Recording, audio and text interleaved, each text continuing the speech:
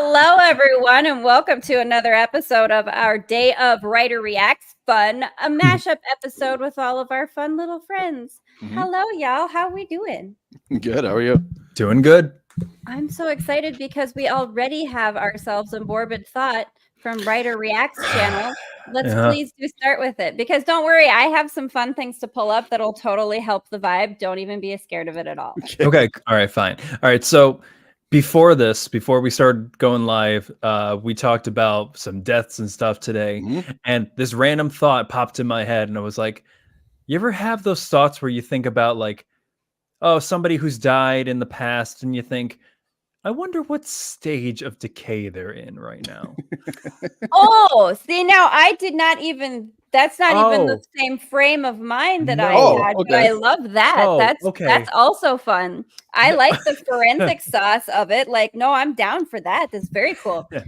Yeah, because like there were times where like I've seen like pictures of people and they're like, oh, this person's been dead for like a couple years, and they'll still have like some like, you know, some facial structure, and I'm like, oh, it takes a lot longer than I thought. Are you gonna pull up some pictures? Well, yeah, because I started with cute animals and Halloween costumes is what I was going to start with. But let's please do look up let's please do look up you know, the Hulk bug. How would I even would I go up to it and be like, hey, big guy, forensic science. It's getting real low. Right. Stages of decomp. Look at it, comes right up. Forensic science, stages of decomposition. Oh, here we go. All right, now listen. Here's how we know this is not a thing that we can like look at. Cancel because sauce everything waiting is to happen. Yeah, everything is not allowed. Well, here we go. There's an animal one. But you can see like the pig next to it that's blurred. It's the same picture. Like, here we go. What is Google's algorithm here? This is just fascinating to me, though, that was what you thought of, whereas my thought was, what dimension of reality are they currently existing in, and are they checking in on the human experience that's happening right now? You know, like, so Johnny Boy did have. Go ahead, and let's just start with the sadness that you started us with. Where this started. You want the events or all the deaths? I want you to start with the one death that you used as their beginning. Okay. Today in history, 2014, Robin Williams commits suicide. 2014 seems. I didn't know. I forgot all about that. Like 2014. It doesn't seem that long ago, but it was a while. You know, 10 years. Oh yeah, I remember exactly where I was when I found out. I took a break. I hung up my little deli meat cutting apron that I had on, and I went to go take a walk outside. Came back in, teared up a little bit. There are two celebrities I teared up over. It was Robin Williams because childhood, and then childhood, and then Chester Bennington because childhood. Yep. I do love that you started singing some Aladdin songs as your like. And of course, I went with the obscure verse that nobody knows. You know, like a true appeal to the masses. Well, I mean, deep cuts are the best kind of fun because that's how you know who your real people are. Yeah, I would say Robin Williams was a pretty hard one for me. It kind of took a while for it to kind of set in, just because that was our childhood. Mrs. Doubtfire, Jumanji. It's Jumanji. And then Aladdin. I would say Chris Cornell when he committed suicide. That was a heavy day for me, man. Did you see Jimmy on Jimmy Kimmel, Linkin Park's live performance of One More Light in tribute to Chris Cornell? Yep. And then Chester Bennington getting all emotional, and that was days before he committed suicide. Yeah, it was a bummer when I heard he committed suicide, just because I knew they were friends. Hey, so Chris. It's like it was what's up, Chris and Ray Ray? How you doing, friends? Thanks. It was a bummer that bummer that he committed suicide, just because he felt, just because Cornell. Yeah, and then you go back and listen to every single Linkin Park song. You're like, oh, there are signs. Oh yeah. Yeah, there are signs. There are signs that he published, and we all knew. Many creatives do that. Isn't that a true Haleigh, thing? do you have any celebrity deaths that? I was thinking 𝓕𝓻𝓪𝓷𝓴𝓲 because I love 𝓕𝓻𝓪𝓷𝓭. When Alan Rickman passed, I was really very sad. I he's just one of those that I love his ability to get across an energy without a whole lot of like I loved him as Snape for this as a big thing, but like being able to get things across without being sort of theater big, like, and you know, like you've talked about that with like when you talk about sort of voice over work versus theater work and things like that, like kind of pulling it in. Like I feel like he really had a great like could exude a lot of energy without having to like get big about like his physicality, right? Like it just like and a lot of really great expression. Alan Rickman. Yep. I remember there was something I was reading when I was at that Harry Potter experience in New York City. They had his wardrobe, and I guess one big thing that he recommended, or not recommended, but he requested from the wardrobe department is that he wanted very tight fitting clothing, and he wanted a lot of buttons. And apparently his justification was that when he interpreted Snape as somebody who wouldn't have loose clothing, who would be very uptight, almost bound, restricted, and he wanted that to reflect in the clothing. I'm like, that's a true master at his craft right there. That really is. I like that. The idea of like, he's very sort of contained and like, because like that, and isn't that interesting? That's what he reads, because Snape's whole thing is that like that deep-seated secret that he carries, right? That he and that idea of being like bound up and buttoned up, and like you can't release that deep-seated secret, right? Like, wow. Oh, of course I love Alan Rickman. One actor, like this has nothing to do with like Death Day or anything, but like one actor good, we can go ahead and pop up for sure. Oh, I got more. Cool. I got more for later. There's more Death Day coming. Don't worry, you're gonna love it. I was gonna say an actor that I just think can do no wrong. Every role he gets is just awesome. Is Daniel Day-Lewis. I can't think of a movie with him that I didn't like. When he played Bill Cutting in Gangs of New York. Guess what? That was crazy. I thought he did such a great job at Bill Cutting, you know. Do you know who I feel that way about? I don't even care how like whatever. I will be a shill forever and forever for Nick Cage. I don't care. I don't care. Right. Love him till the as long as the day is long. Love Nick Cage. Oh my god. My love for Nick Cage started with Con Air. With Con Air, did it not? And let me tell you what, not for nothing, but like I also love John Cusack, and John Cusack is in Con Air, and like who doesn't love Steve Buscemi? Like his whole angle in that movie was great. The psychopath. Steve Buscemi is underrated. Oh man, so funny. One of my favorite one of the favorite roles that I've seen Steve Buscemi in was Mr. Deeds, when he plays that crazy cockeyed guy. I was like, you paid Steve Buscemi to play this? You know what I mean? Yeah, like could you be more obvious? Oh my god. Yeah. There's a show. Go ahead. No, go ahead. I do love him, and I love him like when he's singing like while the plane is crashing and he's singing, he's got the whole world in his hands in Con Air. Yeah. And I mean, come on. He's got a great background coming from the fire department. Yeah. And I forgot that he like in Airheads, him and this. Oh my god, Steve Buscemi in Airhead. Oh man. Yep. So good. Went back to help his old fire department sift through the rubble after 9/11.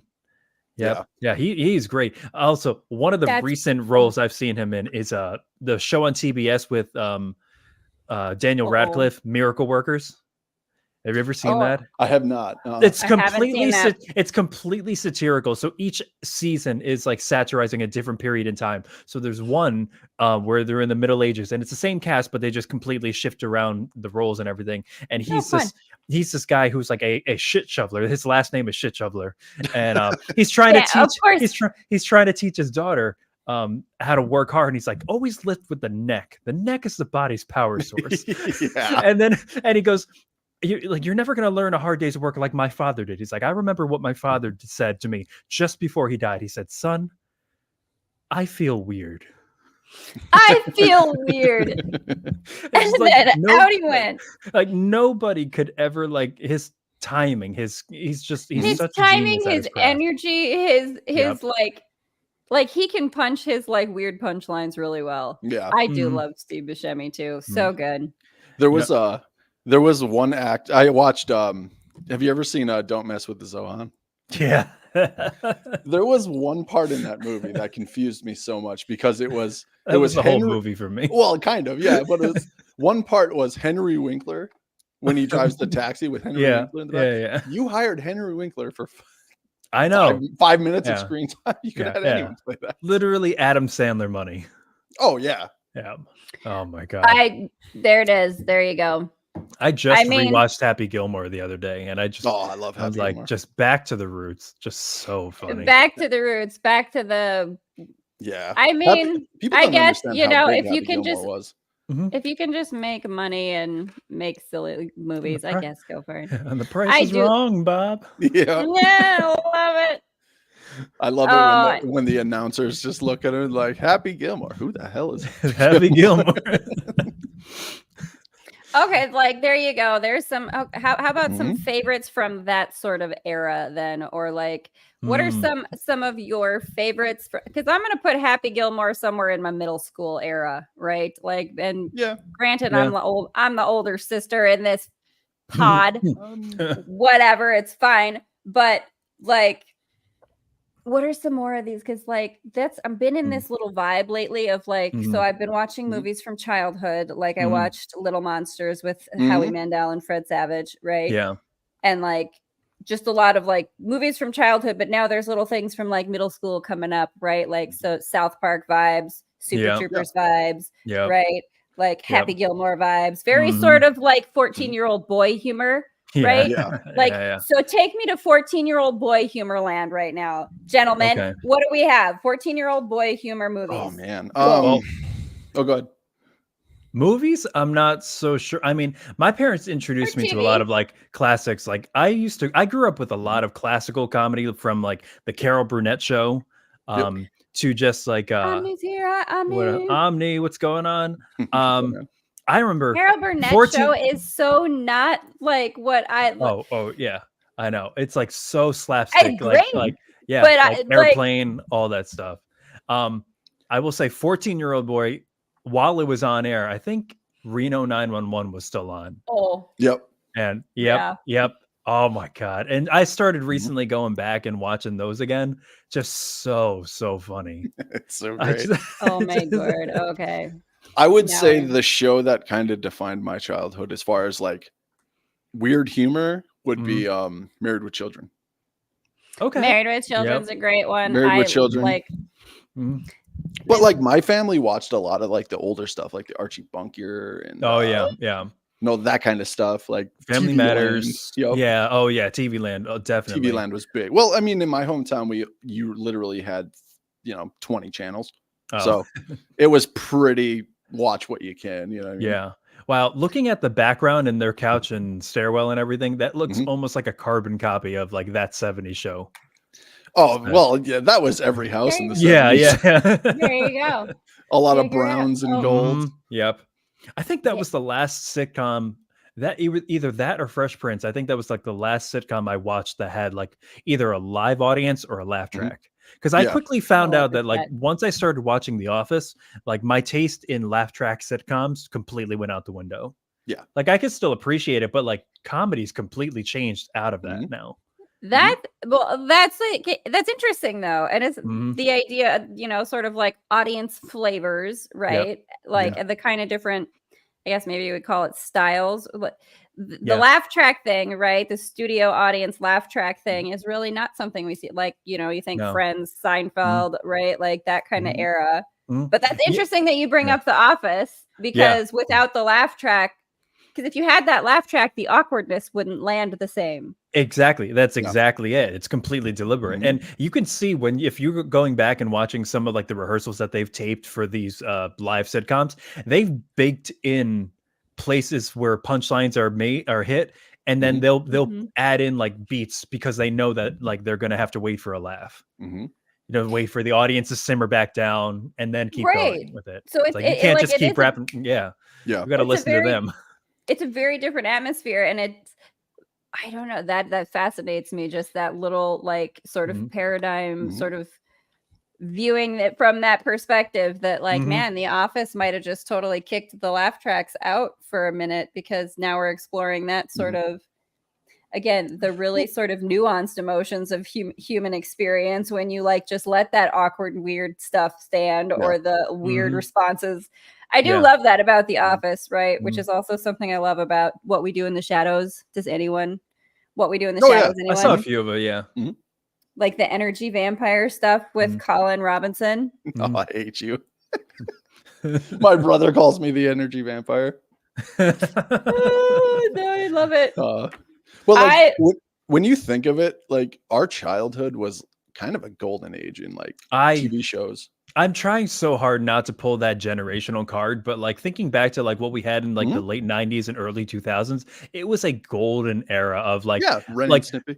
Ren and Stimpy, like there was no limit to comedy. There was no like, nothing was too extreme. Like Real Monsters. It was just. I loved Real Monsters. And like, I think I still hum the Invader Zim like theme song every now and then. And like Gert, oh my God, just so my favorite cartoon when I was growing up was the Rugrats. Like, But like when you think of it, it's like when I was a kid. Cartoon Network came out. And Adult Swim came out. Like the early Adult Swim, you know. And then Saturdays you would start watching cartoons from the 50s, and then this stuff would start coming on. So I still remember like Cartoon Network ending at a certain time, and then as soon as I saw like the little like Martian tsunami guy pop up, I'm like, oh, I'm an adult now. I'm an adult now. That's I love that. I was gonna say one crazy thing that we probably like witnessed. We're probably the last generation to witness it. Do you remember when TV channels would go static? I was gonna say actually they would just play the thinking national about anthem that. and then it'd go static. The national anthem. Oh my God! Wow. Every I time, was just thinking about no, I was thinking about like channels that like you would try to like get like the channels, but it was fuzzy and you couldn't see it right. Like Every time I watch Silver Bullet and Gary Busey's watching TV with that gun next to him, sleeping on that chair, and it goes static, I was like, God, that takes me back. That takes me back. It does. It's like don't make so me much start crazy talking stuff. about duck hunting with that duck hunt game with the tube gun. TV. Oh wow. The first like interactive game ever. With sensors and all kinds of stuff. But that's kind of a fun and like look at how it was far we've amazing. Right. Like Atari, like back then too. Like, God, look at those graphics. I know. I was like, if I take these 3 pixels and color them just right, it could look like a man. And you go back and it just looks like trash. Seriously, y'all, favorite old games though. I am such a like old PC games, old like talk at me about old PC games. See, like, I think we did this before, like Commander Keen and those things. Yeah, I'm definitely a horrible advocate for this kind of stuff because like I never played a whole lot of games. I played like the standard like Battlefront, early Mario Kart. I bought in college an N64 just so I could play Pokemon Stadium again. But other than that, like I had like I think there was like a Tonka truck interactive little kids thing on my computer that I played, maybe like a Putt Putt Saves the Zoo or Roller Coaster Tycoon. I don't know if you guys ever played that. Oh my God. I spent days on that game. Well, like stuff like that too. And I remember when The Sims came out and that just kind of took over. It's like everyone was okay. This is where I know that I'm old because I remember when The Sims came out. No, for real. And Aisha got into The Sims, right? She got super into The Sims and like a theme park building games or whatever. Like I remember a Halloween themed one that I was doing that was something like Roller Coaster Tycoon, and like Sims came out and I was like, I give up. It's too complicated. I'm done. I'm no more gaming for me. I remember. Well, I never did anything but like the unlimited budget version because I didn't want to like worry about money or anything like that. Can we do that for real life, please? Yeah. And then this is where like the sick twisted mind of like a 12-year-old boys like come into play, because like my dad is completely right. He's always said the more like boys you put in a group, the dumber the group gets. Oh, and so we managed to find out in Roller Coaster Tycoon that if you build a roller coaster and launch your customers into the adjacent park, as long as they crash and burn into their park, it brings the park value of your competing park down because people are dying in their park. Oh yeah. So all you had to do was just send people to their death into the park next door. Yep. That's so heavy on the boy ADHD. The boy difference, like again, this is a difference between boy and girl ADHD. We were morons. Oh yeah, still are. I honestly genuinely love that your dad just openly would say, like, anytime you add more boys to a situation, it gets dumber. My dad, listen, love to your gender, but a little bit. Like, you guys can't have sharp objects and things. No, we can't. We definitely can't. My dad spent all of his money when I think I was in 5th grade, and bought one of those arcade claw machines for me, like a whole crane claw machine and everything. And it wasn't until like the addition of like my 5th like friend that we started realizing that we could shove each other into the claw game and then lock the door and then start playing. Because we could all fit. So yeah. I remember so I'm sorry, how does this work now? Okay, so the door opens. Too many layers of things that I just really love. I love claw machines. I love that you had a claw machine as a kid. So we were 4 friends, all boys, just looking at it playing normally. And it's not until you add a 5th until like only then when you add a 5th does the entire room's IQ severely drop. And then you look at that crane machine and you start realizing, you start like scaling it for human bodies. And then you open the door and then you shove the weakest one into it and then you close it, lock it, and then click, click, click, click, click, play. Yep. And what is the poor weakest one in the claw machine supposed to be doing while you play? Does he get to mess with you and like yank your prize away? Like, how hopefully does that... closing his eyes because that claw drops heavy. Yeah, because you're gonna get smacked right in the face and lose an eyeball, and that's what you boys do. I was gonna guess what? I'm not gonna. I won't look up the thing that I thought of, which is a TikTok video that I know I've seen somewhere of again boys sharp objects. Someone's holding a Coke bottle with their hands, right? And someone's gonna cut the Coke bottle in half with a katana. And, and they're holding it like this. Somebody loses a thumb. Yep. And it really is, though, because I think you might be correct about what you're saying at the ratio situation, because I'm pretty sure it was like a room full of 5 dudes. Yeah. Apparently that's all it takes for y'all to get together and start losing limbs. It really does. Instead of that upsetting, here's something to help everyone cleanse the palate of that thought. Here's a puppy and a duck. That's so cute. Aren't they so cute? Look at and if I had this as a kid, I would have like had way less bruises. Yeah. If you had this content as a kid, there's a question. How would that have that's a question. If you had access to that kind of cutesy content all the time, would it have made any difference? Probably, because the content that my neighbors, like the older kids in my neighborhood, showed me, testosterone definitely lowers IQ. The content I appreciate that they were showing you're all being very honest about it. Like I do. Yeah, there were these websites like eBaum's World. And like they had these like clips where you would like try to find where's Waldo, and then you thought you could find it, and then boom, like there would be some like giant scary thing that would like pop out at you. Like that was the thing to watch, not like cute things, because people didn't have cameras, so you just watch these horrific animated stuff. And your friend would turn the volume all the way up. Up. Just look at the screen. Something's gonna happen. And focus on that dot. Can you find them? Can you see them? I'm gonna shit your pants. Yep. I remember those too. Like, and it was always a weird like face from The Exorcist or something like that, right? That would pop up, and like the scream sound that they would have that would accompany it. Yeah, it was it's like a car driving on a distant road, and then all of a sudden, blah! And now we have the added benefit of our generation posting the videos of their kids being exposed to it on YouTube, which is actually quite entertaining. It's entertaining. I mean, I was like, oh, nostalgia and welcome to the world, kid. Welcome to the world. Here's the things that we used to have when we were your age.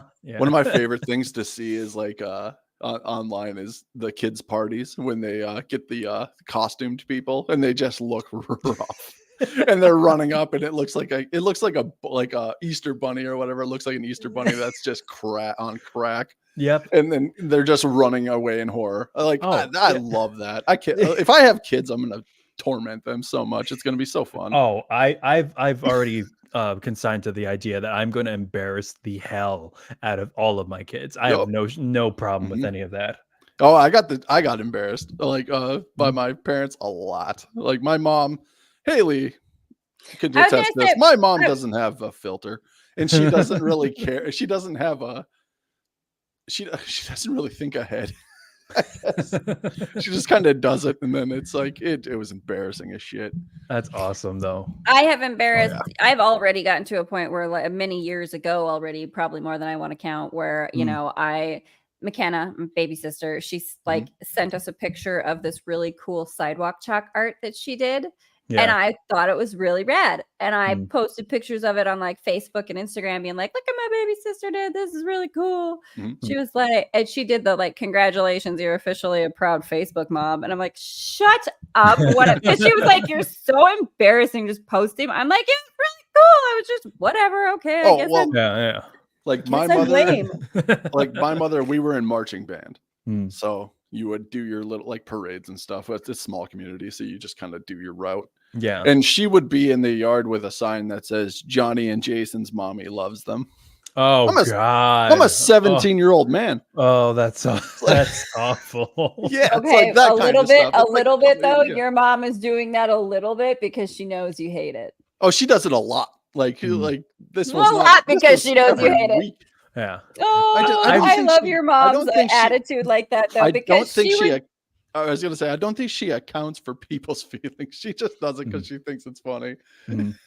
But really, she does, because I can hear her in my head right now, just standing on the side of the road, going, "Yay, Johnny! Yay, Jason!" Oh yeah. One thing, there's one thing I got, like an idea I got from a video I saw where this guy is driving in through a drive-through with his daughter, and his daughter's like 15, 16, so she's old enough to like comprehend what he's about to do. And they order the food, and it's just a normal order. And then at the very end, he asks the fast food worker, he's like, "And can you make sure to mash that up because my daughter doesn't have any teeth?" And so like she's cracking up, like trying to like hide herself. And he's like, when we get up to the window, we've already established the reality that you have no teeth. So when we get up to the window, do not show any goddamn teeth. Yep. Okay. She's like, straight gum it until we're something like that. I would love, or like scream in an aisle, be like, where did you say the rash was? Because these these aren't big enough. Oh my God, I love it. That's the kind of parents that you want to have, though. That like, let's just have fun with anyone in our vicinity who might be listening in, because why not? Yep. I love it. I've embarrassed my mom a few times, like in Walmart. I'll just come up with preparation H or whatever, and I'll just be like, they only have the small tube of hemorrhoid. Just fucking yell it. I don't care. How many of them did you want? You said how many? I don't think it comes in trial size, Mom. Right. We're gonna have to buy it there. Yeah. Do you want maximum strength, or we're gonna have to wait till we're off the plane? Yep. But like that kind of created like her doing that when I was younger. Kind of just made it where I don't get embarrassed very much. Yeah. I was laughed at driving home one day because I was listening to Kesha, and I just looked at the guy and I was just like, "Fuck yeah." I was rocking some Kesha. I totally did a TikTok earlier where I was like, "Hey, people, like, get me the original TikTok." Yes, I was. I was rocking the original TikTok, and I was like, somebody's got to curate me a playlist that is just this flavor for funsies.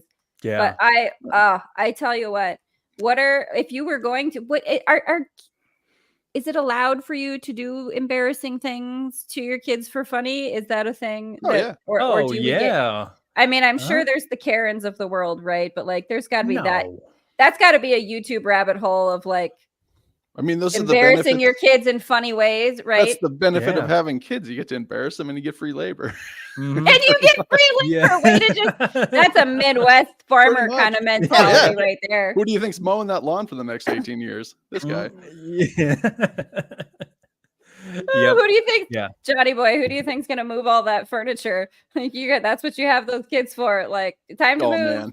I was gonna say that the last move that we did for my mom, that was a testing event, because it's like there was some tempers flying. No. It's just with my mom moving, usually when you get to somebody's house and they're like, okay, I need help moving. Okay, great.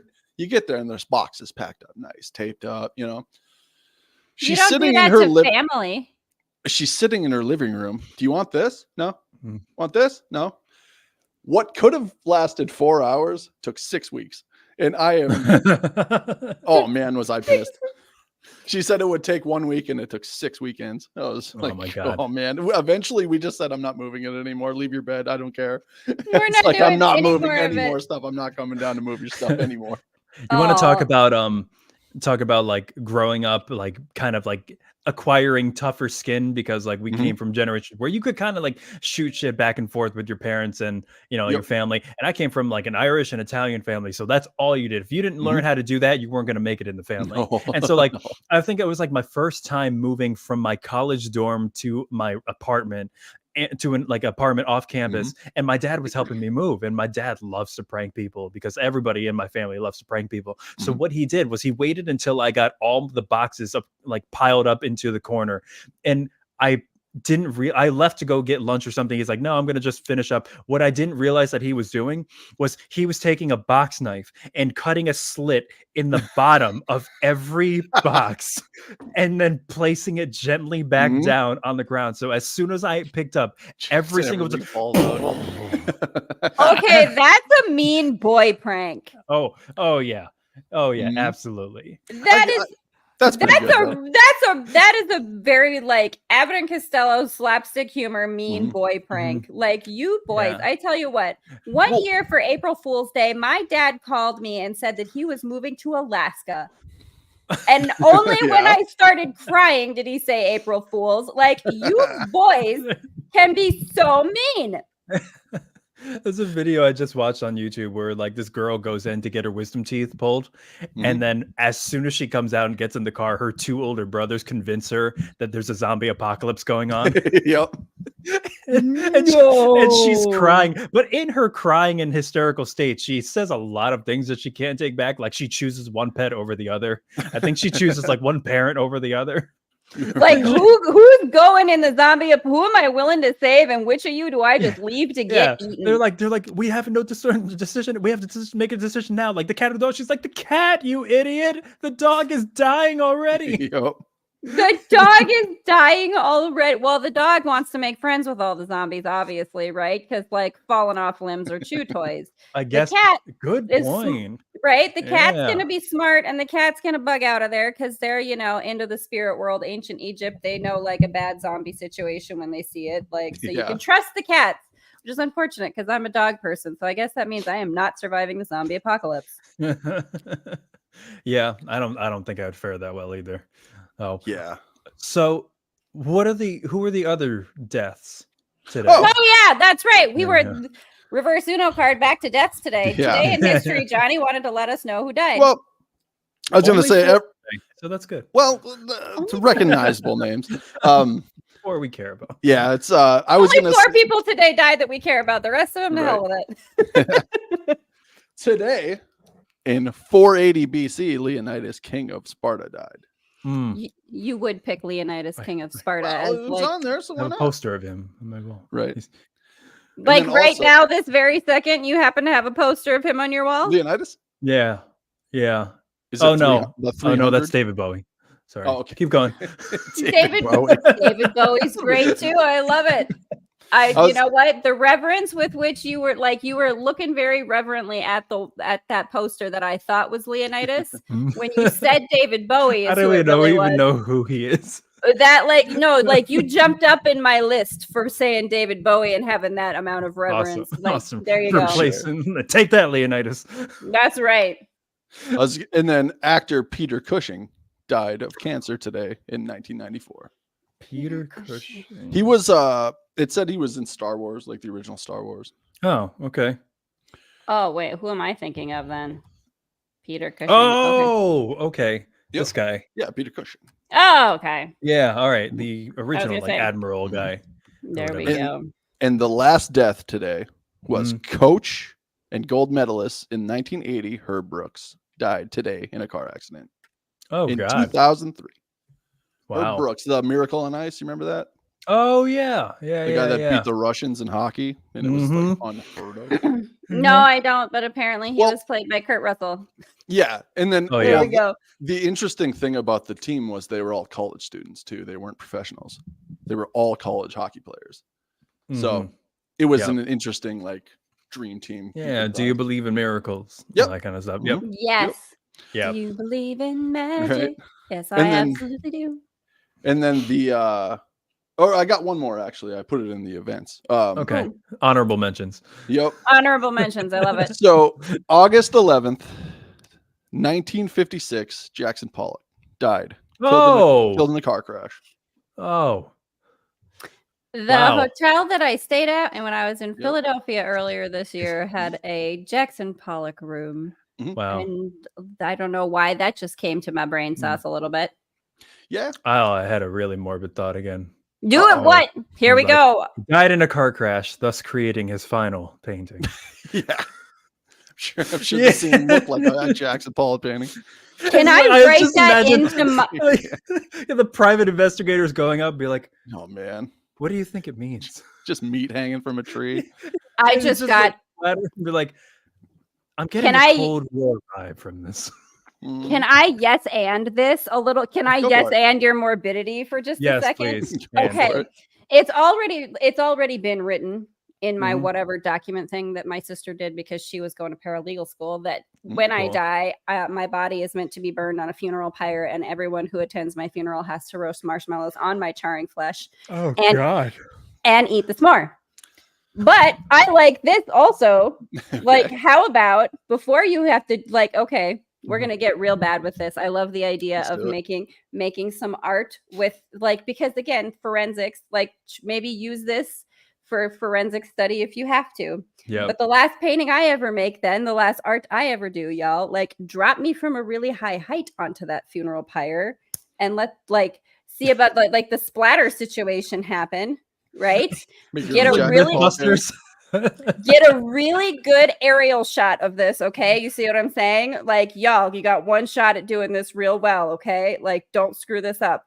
I'm telling you, it's gonna be great. What if it was you just in a weird pose? No blood or splatter, just Well, I mean, I guess it kind of depends on what the situation is. I mean, if we're in a like terminal illness and I'm gonna go anyway, just like knock me out, drop me, and like let it be done. Are you saying like what that movie is? It Summer? They go to I think Norway, and it's that cult. Do you ever? I have what? I don't know. Look up. Yeah, I don't know. It's Summer something. Summer something with what? But it's spelt like Norwegian. It's spelt Norwegian. Oh boy. SOMMER. Norwegian summer. You'll probably know what it is, but they it's just Midsummer. Midsummer. There you go. How the haven't watched that. How the elders die in that. You just basically climb up a big rock face and jump off. So cool. They're making their own art. There it is. Well, yeah, sort of. I mean, if they're still wriggling down there too, they kill them with a big hammer. It's more of leave it to Norway to end things with a hammer. Oh yeah. Leave it to yes, why not? I mean, that's on brand.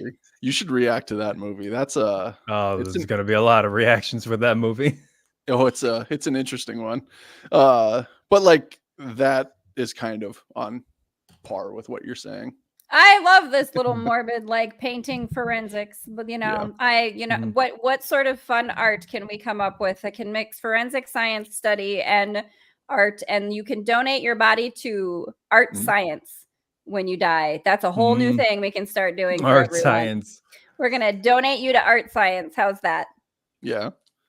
Well, there's I mean, there's certain artists that use like blood and stuff in their inks. And now I have to look this up. There is some woman somewhere on Instagram, maybe somebody in the comments could find it, but like, I know I've seen it, that she puts her blood into these like fluid, they're like sort of almost like encased glass window things, and she mixes it with some kind of poison. And like when they mix, like it's very weird. I'm gonna try to find this. She pricks her own blood.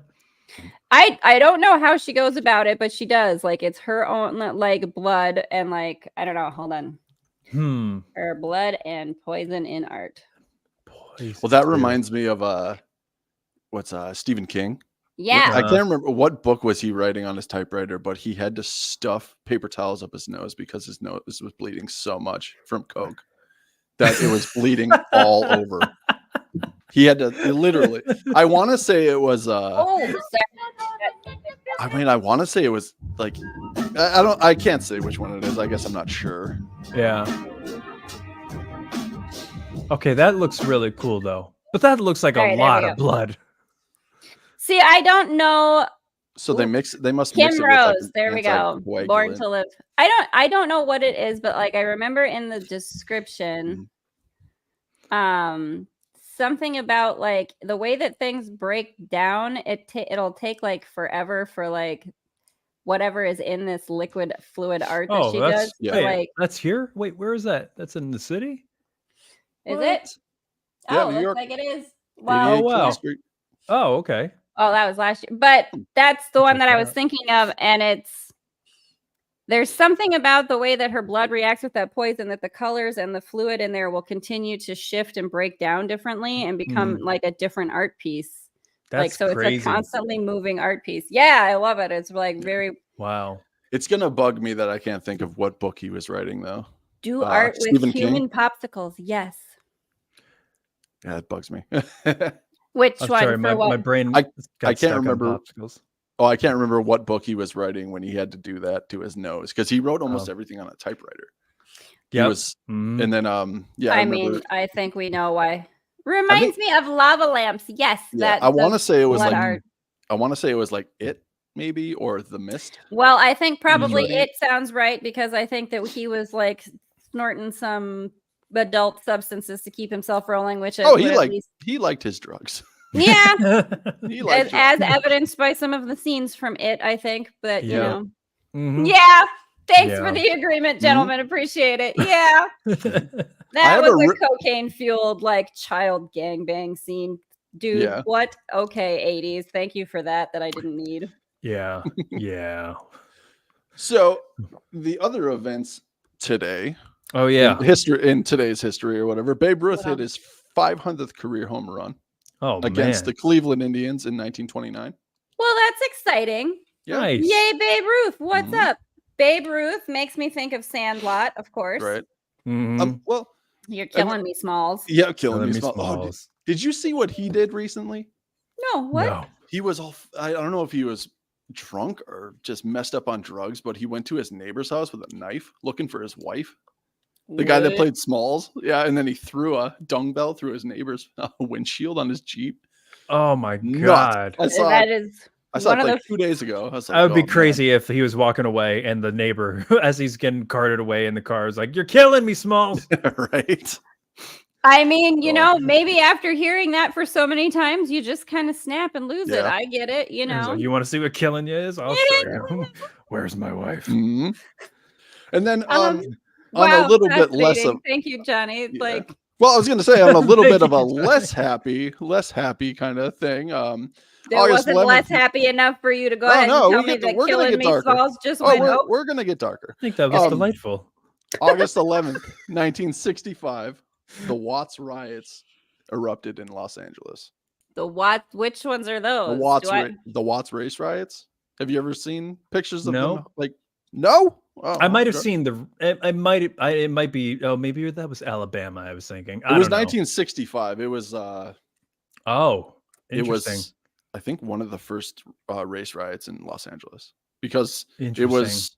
I think the second big one that happened was the Rodney King riots. Yep, that's what I remember. Yep. Well, not remember, but yeah, I was there. The one I remember, and that in some other past life, parallel existence. Yeah, the Watts riots. Interesting. They burned a lot of Los Angeles. Like it was very destructive. Do I feel like though there were a lot of sort of riots and things like this? Not on this scale.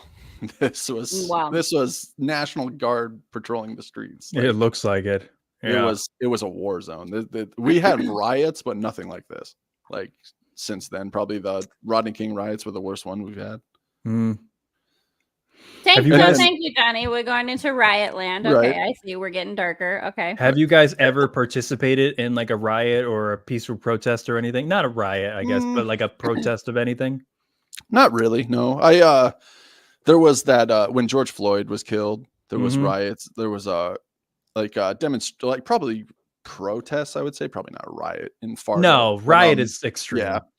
But I mean, I didn't want to go just because there was a lot of people going that were not going for the right reasons. And there was a lot of bricks being thrown. And you know what sucks is like, it's like that kind of stuff that deters people who are going for the right reasons to go.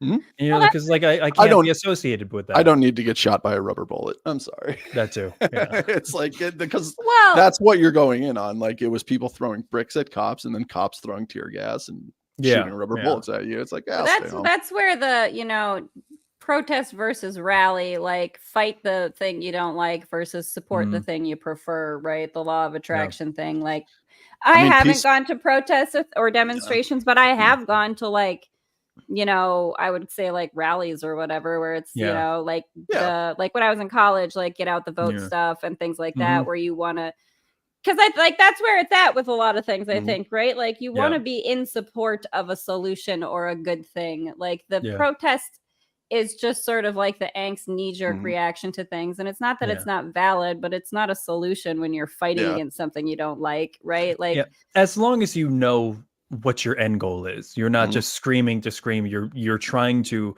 change this one particular thing. And the only way for that to happen is to have your voice heard in mass numbers. Like my girlfriend and I were in Boston a couple weeks ago, and in every major city on any given day, it doesn't matter, weekends, weekdays, there is always some sort of protest happening. Like the main ones nowadays are the Israeli-Palestinian protest. And so we saw those in Palestinian, pro-Palestine, pro-Israel on the other side, cops in the middle. And it's just like at any moment they're about to like go to a head. It's crazy. Well, every day, like in Fargo. And what is oh god. It's a thing that drives me a little nuts though. Like what is the value of that? Because there is no solution in a I'm right, no, I'm right. Well, there's right. You can't convince people otherwise. No, this is more of a human rights violation, anti-genocide kind of situation now. So they're just in Fargo. I remember when Planned Parenthood was still in North Dakota, they like banned Planned Parenthood. They just moved over the river to Minnesota. So it's like, that was worth it. But they every day. There was probably 15 people out there every day. Signs. There was a guy dressed up like Jesus that would spit on you if you walked in there. He got his ass kicked a lot, like a lot. Llama. That's nice. If he saw you walk out or something, and he would spit on you, and he got his ass kicked a lot, a lot. A guy in a Jesus outfit just getting his ass whooped downtown Fargo. It's crazy, man. Because sometimes with some of that stuff, like I let people live their lives and go live your life. Why do you need to, be the one who determines what somebody else is doing? Doesn't that get like, how about sit with yourself and figure out your own self first? Well, that's put your own oxygen mask on. Well, that's kind of where I like.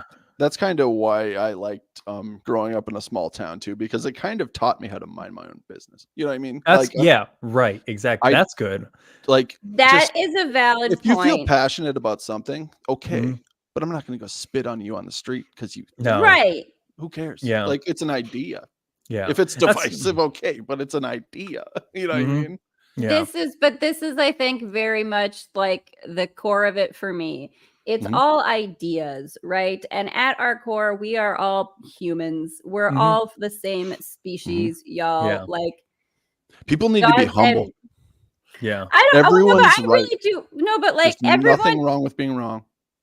Well, and everyone is right and everyone is wrong depending on what your perspective is, and your perspective is always valid. But that's like I tell people all the time. It's like if I don't know something about something, I'm not going to speak about it because who am I? You know what I mean? It's and a lot of things I don't know.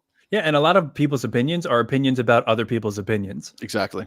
Anyway, so and isn't that useless? And the thing that drives me insane about 24-hour news, it's 24-hour commentary. It's your your opinion on it is. It's somebody else's opinion on somebody else's opinions, and that's just ideas about ideas. And why are we pissed off about that? How not useful.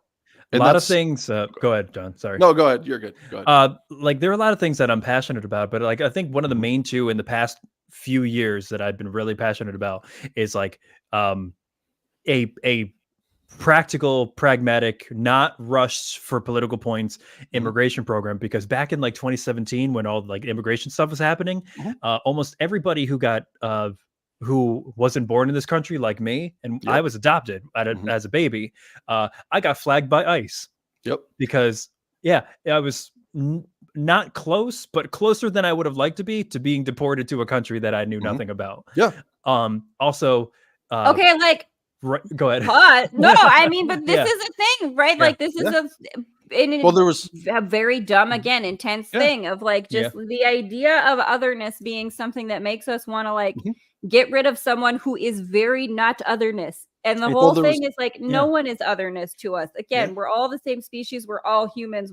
Well, and you would have got sent to a country where, like, I'm gonna guess you don't speak fluent necessarily the language. No, barely know anything about it. I know more about Italy than I do South Korea. But like at that time, there was natural born citizens sent to Mexico that never been to Mexico in their life.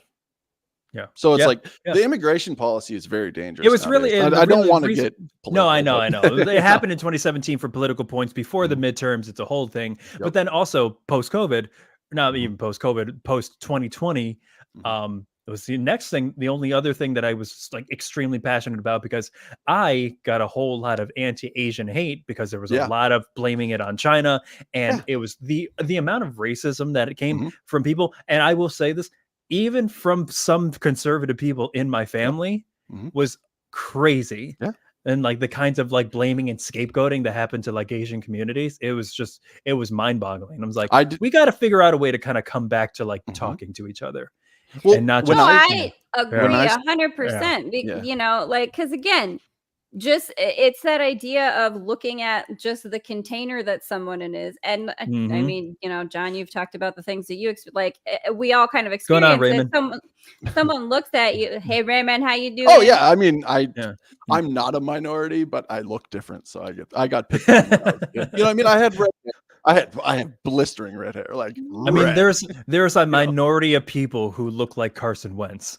So there you go. Thank you. I mean, but that is like a legit, like, what a scary thing though, that like, oh, my country could go crazy enough in a in a panic time that they would just ditch me in a country that I know nothing about, with probably no money, like you can't speak the language. What do they expect you to do? I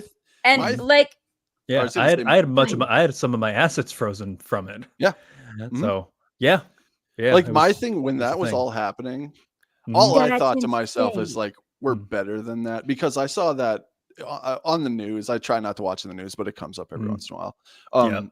That old Asian dude that just got pushed over on the street and cracked his head open.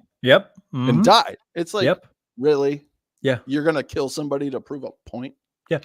Literally all because of somebody else's opinion that now became that person's opinion.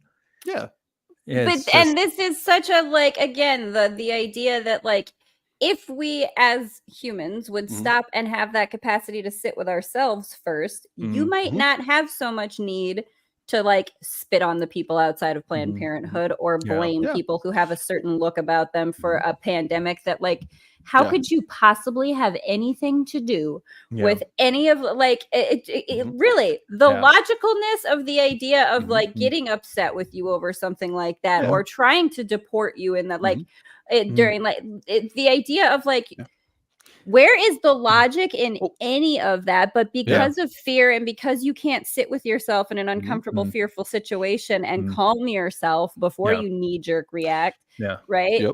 We start doing these awful things to each other. Well, during that the dangerous immigration policy that came out with all that Asian hate too, I was dating a girl from Sierra Leone, and she was she was not didn't sit very well with her because she could be deported for any reason, and she would be deported to a country that she hasn't been to since she was 15. So exactly. When I'm teaching screenwriting classes, when we get to like the drama portion, I tell a lot of like my students, hey, like love and happiness is all good and everything, but you want a really good like chip on like your character's shoulder. Fear is the strongest motivator in the entire world. Fear will make people do things that love would never go near. And it's crazy the kinds of like stuff that happens. Like, and I don't necessarily blame the people who get or like easily susceptible, or even the fact that we're not ever really told the entire picture because we never can. We don't have the clearance for it. It's the people in the corporations who capitalize on that half told picture. That's the stuff that kind of makes me mad. Everybody else, you know, whatever. But yeah. Anyway, and then the back, news like, is a big fat joke. No, it's back to all that hatred too. It's one thing too is that I've always looked at is these people hate these people for no reason because you haven't taken the time to get to know them. Well, and that's part of the problem of you have no interest the idea in it. of like, you really hate this person, or do you hate? Well, why do you hate it? Because like again, like when you pay attention to 24-hour news and the mainstream like media, and again, I hate to sound like a conspiracy theory, mainstream media. No, but it's you true are right. The things that get presented to you are the things that teach you to react in an upset way. They don't. It's not as if they sit there and calmly just present you with information that you get to like take away and do what like they purposefully make it a very fear-driven. It's a production, and get those cortisol levels up, because when those cortisol levels go up, then you go back to your dopamine hit in your video games, and you'll just keep bouncing back and forth and just doing the consumerism of the commercials in between. Well, right? I mean, it's like your chemicals that get produced based on the emotions meant to be elicited by the production values and elements in 24-hour news. Like your body becomes addicted to that response and keeps going for the back and forth hit. Right. Well, and that's where we get caught up in these knee-jerk reactions that people have. Well, I always say, like, to people in my family that watch news, like they'll watch the 12 o'clock news and the 6 o'clock news and the 10 o'clock news. It's like all you're doing is keeping yourself scared in a house. You're sheltering yourself and you're keeping yourself scared. If you want to be a scared old man, that's one thing, but you have this much life to live yet, go live it. You know what I mean? Like you have this bunker filled with cow meat. Like it's going to go bad. You can't it's just stop stockpiling it. It's not going to go anywhere. You don't have to hoard it. Yeah. This bunker filled with cow meat. I love it. I mean, listen, I'd love to stumble on a bunker filled with cow meat because I will immediately start cooking and eating all of it. I'm not saving that for later. My brain immediately goes to the patty vault in SpongeBob. You ever see that episode where he opens it? I just love nothing that episode. Squidward tries a Krabby Patty for the first time. Yes. Yeah. Oh man. I said this in one of my videos. Doesn't like cartoon food always look so good? Oh, it looks great. Oh yeah. Please let's end on a happy note and everyone say their favorite cartoon pizza. The best cartoon pizza ever is from All Dogs Go to Heaven. Okay. I'm sorry, we got our patty vault there. I just had to pull that up. I will say when the Krusty Krab started delivering pizza, that pizza looked pretty good too. Yeah. Krusty Krab pizza is a pizza for you and me. Yep. I would say probably the best looking. Yeah. Okay. I would say probably the best looking pizza on a cartoon would be I think the Goofy movie. Do you remember the Goofy movie? Because wasn't he like delivering? It was just drip. Yeah, that's what that was. That's what it was. Good. Yeah, just dripping the cheese, just melting. Yeah. So good. Or I was gonna go like on a little side note too, the lasagna in Garfield. Yeah, and they had to because like that was his main dish. Banging. Yeah, banging. I mean. I love it. But also one more Ninja Turtles pizza. Oh yeah, Ninja Turtle. Ninja Turtle. Oh. Do you remember when they had that? Here we go, yeah. I think it was Elio's. Was it Elio's that had the pizza from these guys? The box would come like the Elio's pizza would come in a box that you could make a mask out of. It was awesome. Wow, that's a really, I don't remember that, but hooray for our childhood being a thing. We're like, get you a pizza box that turns into a mask. I love it. Do you remember when like people would Goofy do that? movie They would pizza. turn their boxes into something where you could lay it out and it'd be like a racetrack or something. Yep. It gave you a little bit more. You know what I mean? Definitely. Yeah. That and like everything that was like rice based and like any like anime like Pokemon when because because they were like, let's not forget they're all starving kids that are dog fighting. Right. Like wow, like way to just like how we gonna flip it on a dime and keep it kind of morbid and kind of funny. Like there we go. I just got you. You're a cute like little animal. Fight. Right. Fight. Fight to the death in them. Well, on that note, I have 2 more events, and then give us 2 more events so we can close out on. August 11th, 1973. The breakbeat was invented in New York City, also known as the birth night of hip hop. Awesome.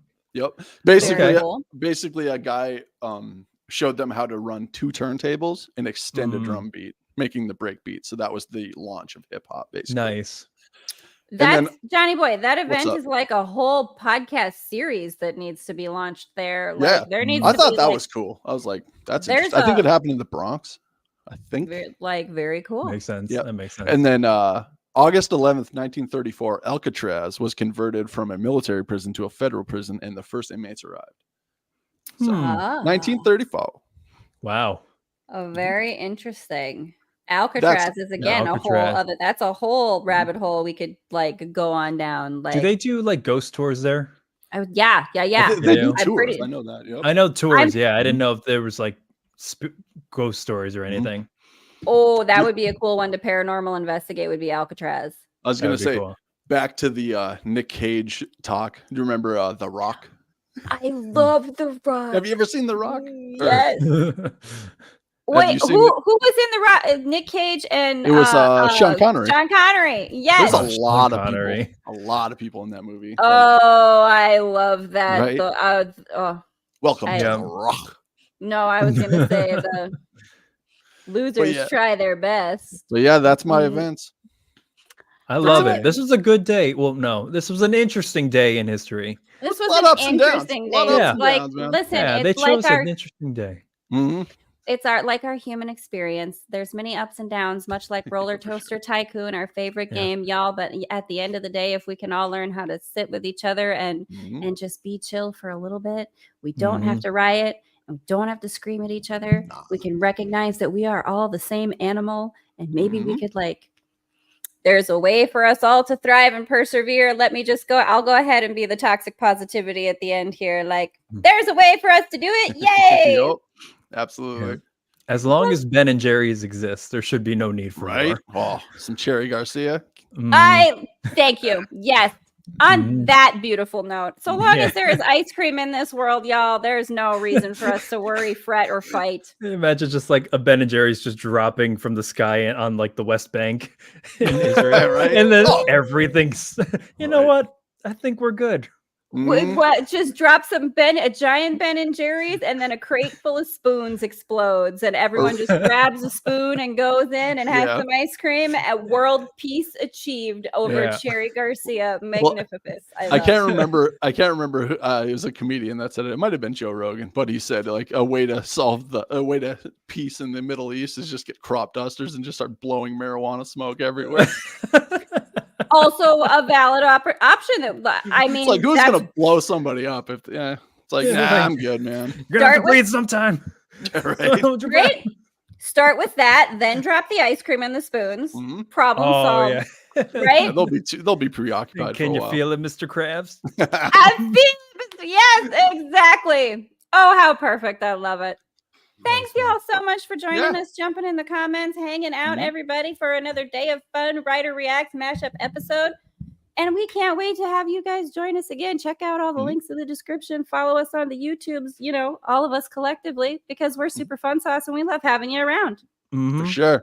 Yep. And peace out, everybody. We so appreciate you. Yep. Later.